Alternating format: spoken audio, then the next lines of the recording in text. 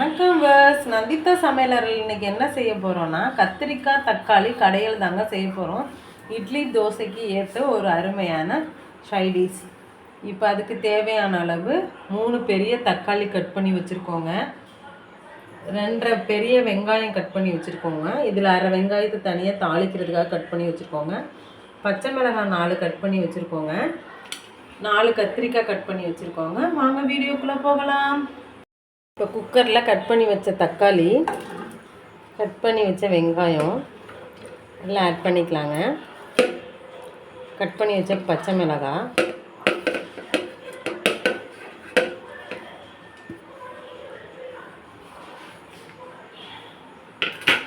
Cut பண்ணி வச்ச கத்திரிக்காய் எல்லாத்தையும் ஆட் பண்ணி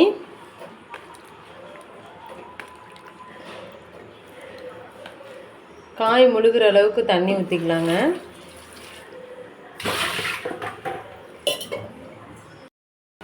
காய் வேகிற அளவுக்கு கொஞ்சம் மஞ்சள்தூள் போட்டுக்கலாங்க. கொஞ்சம் உப்பு ஆட் பண்ணிக்கலாங்க. கல் உப்பு ஆட் பண்ணிக்கலாம்.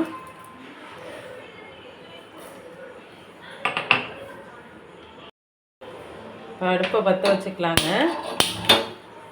அடுப்பில் குக்கரை வச்சுக்கலாம்.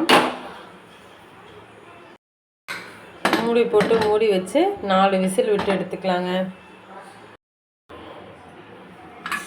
4 விசில் வந்து ப்ரெஷர் அடங்கிடுச்சுங்க. ஓப்பன் பண்ணிக்கலாம். பாருங்க, தண்ணியை வடிச்சிட்டு நல்லா கடைஞ்சி எடுத்துக்கலாம். இப்போ சாம்பார் தாளிச்சிடலாங்க. அடுப்பை பற்ற வச்சுக்கலாம். அடுப்பில் பாத்திரம் வச்சுருக்கோங்க.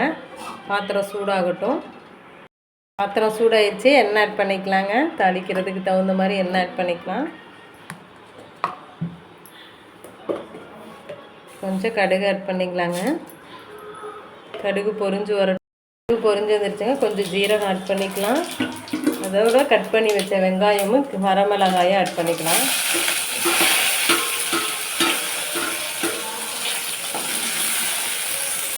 வெங்காயமும் வரமிளகாயும் நல்லா வதங்கி வந்துருச்சுங்க. இப்போ வேக வச்சு கடைஞ்சி வச்ச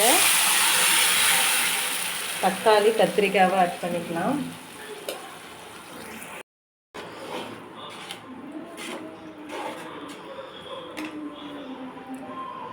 நல்லா கொதிஞ்சு வரட்டுங்க. தேவையான அளவு மஞ்சத்தூள்லாம் ஆட் பண்ணிக்கலாம். மஞ்சத்தூள் ஆட் பண்ணிக்கலாங்க. கொஞ்சம் மிளகாத்தூள் ஆட் பண்ணிக்கலாம்.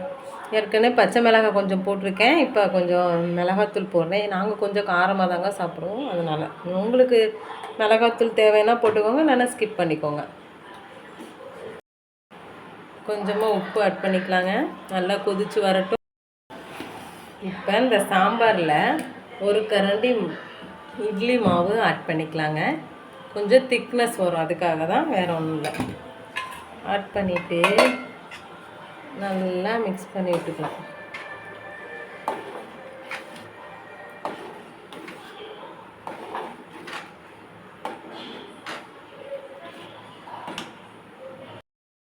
சாம்பார் தூள் கொஞ்சம் ஆட் பண்ணிக்கலாங்க.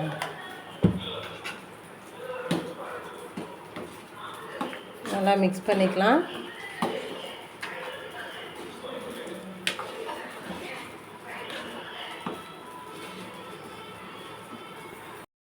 இது பாருங்கள், சாம்பார் நல்லா வெந்து திக்காயிடுச்சுங்க. நல்லா சாம்பார் கொதிச்சிருச்சு. அடுப்பு ஆஃப் பண்ணிக்கலாம். இது பாருங்கள், தோசை இட்லிக்கு ஏற்ற சாம்பார் இது. இந்த வீடியோ பிடிச்சிருந்தால் லைக் பண்ணுங்கள், ஷேர் பண்ணுங்கள், சப்ஸ்கிரைப் பண்ணுங்கள். மறக்காமல் பெல் ஐக்கானை கிளிக் பண்ணுங்கள். தேங்க்யூ ஃபார் வாட்சிங்.